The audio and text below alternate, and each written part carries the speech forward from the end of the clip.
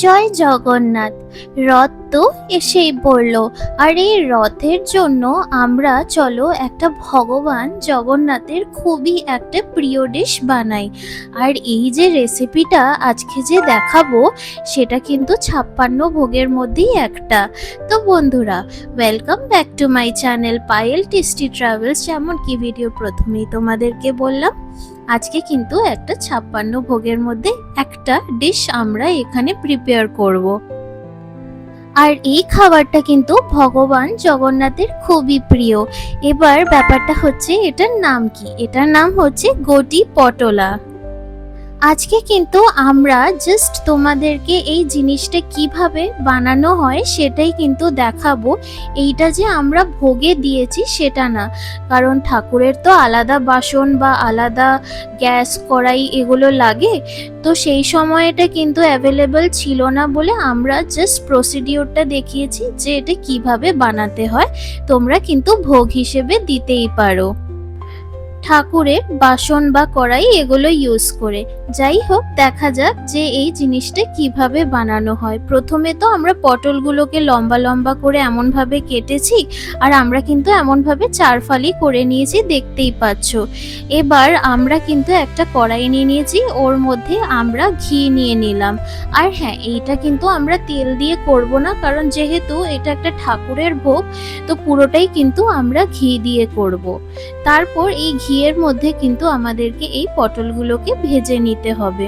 খুব যে কড়া করে ভাজবো সেটা না, একেবারে মিডিয়াম অমনি হবে কিন্তু আমাদেরকে ভাজতে হবে। আর এই রথের জন্য কিন্তু অনেক সুন্দর সুন্দর কিন্তু রেসিপি আরও আমি দিয়েছিলাম। তো তোমরা কিন্তু আমার চ্যানেলে গিয়ে চেক করেই নিতে পারো, দারুণ দারুণ ঠাকুরের ভোগের রেসিপিও তোমরা পেয়ে যাবে। আর এই রথযাত্রাটা কিন্তু মানে প্রত্যেকটা 90s কিডস বা তারা যারা আগে ছিল তাদের জন্য কিন্তু খুবই একটা স্পেশাল উৎসব। মানে ওই যে রথের মধ্যে আমরা সুন্দর ফুল পাতা দিয়ে সাজিয়ে তারপর মানে একটা বেসিক্যালি একটা কম্পিটিশন, কার রথ কতটা বড়, কার রথটা দেখতে বেশি সুন্দর লাগছে, পাড়ায় ওই রথটা নিয়ে বেরোবো, মানে আলাদাই একটা আনন্দ লাগতো যে না, পাড়ার মধ্যে আমার রথটা কিন্তু সব থেকে সুন্দর লাগছে। তো সেই ব্যাপারটা কিন্তু একটা আলাদাই ছিল, যেটা এখন কিন্তু অতটা সত্যি কথা বলতে গেলে দেখা যায় না। যাই হোক, কামিং ব্যাক টু রেসিপি, আমরা কিন্তু এবার একটুখানি হলুদ গুঁড়ো এর মধ্যে দিয়ে দিলাম। তারপর আবার এটাকে আমরা নাড়িয়ে চাড়িয়ে নিচ্ছি।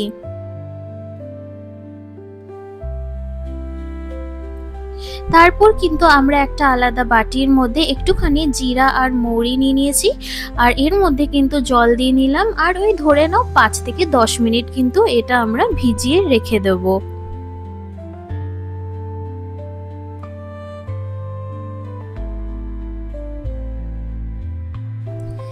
এবার মিক্সচার গ্রাইন্ডারে একটা মশলা বানাবো, যেটার জন্য আমরা আদা নিয়ে নিয়েছি, তারপর গোটা গোলমরিচ আমরা নিয়ে নিলাম, তারপর যে আমরা জিরা আর যে আমরা মৌরিটা ভিজিয়ে রেখেছিলাম এর মধ্যে কিন্তু আমরা দিয়ে দিলাম।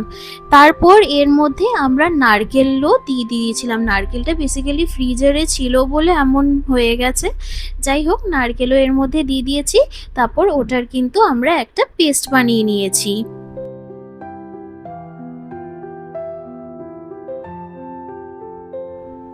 তারপর পটলটা দেখছো যে একেবারে আমরা মিডিয়ামে ভেজেছি, খুব একটা ভাজিনি। তারপর যে মিক্সচার গ্রাইন্ডারে আমরা মশলাটা বানিয়েছিলাম, তো এর মধ্যে কিন্তু আমরা দিয়ে দিচ্ছি। তারপর এটাকে আবার আমাদেরকে ভালো করে মিক্স করে নিতে হবে।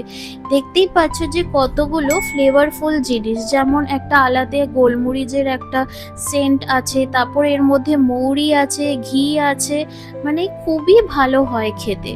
তারপর এর মধ্যে আমরা দিয়ে দিলাম হচ্ছে গরম মশলা, স্বাদ অনুযায়ী একটুখানি লবণ আর চিনি এর মধ্যে আমরা দিয়ে দিয়েছি। তারপর আবার কিন্তু এটাকে আমরা ভালো করে মিক্স করে নেব।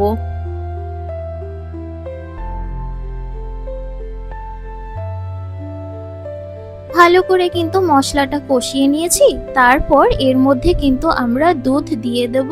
তারপর আবার এটাকে কিন্তু আমাদেরকে ভালো করে মিক্স করে নিতে হবে।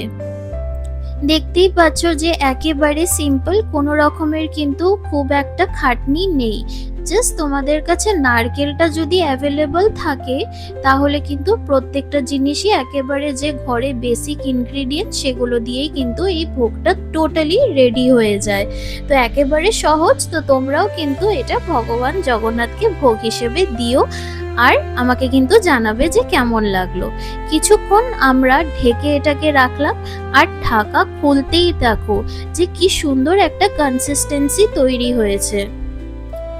মশলাটা একটু ঘন ঘন হয়ে গেলে এর মধ্যে আমরা কিন্তু 2 চামচ ঘি দিয়ে নিয়েছিলাম। ব্যাস আর কি, এই গটি পটোলা ইজ টোটালি রেডি, যেটা ভগবান জগন্নাথের খুবই একটা প্রিয় খাবার।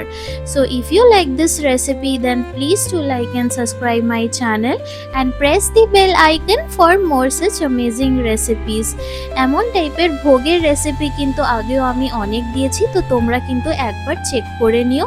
আর এই রেসিপিটা বানিয়ে আমাকে কিন্তু কমেন্ট সেকশনে জানাতে একেবারে ভুলবে না যে তোমাদের কেমন লাগলো।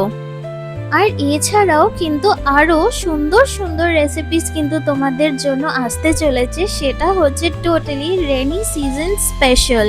আর হ্যাঁ, ক্যাফে আপডেটসও তো তোমাদের জন্য আসতে চলেছে।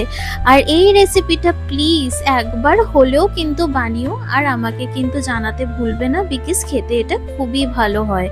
আর হ্যাঁ, thank you for watching my video. Bye everyone, have a good day and Jai Jagannath.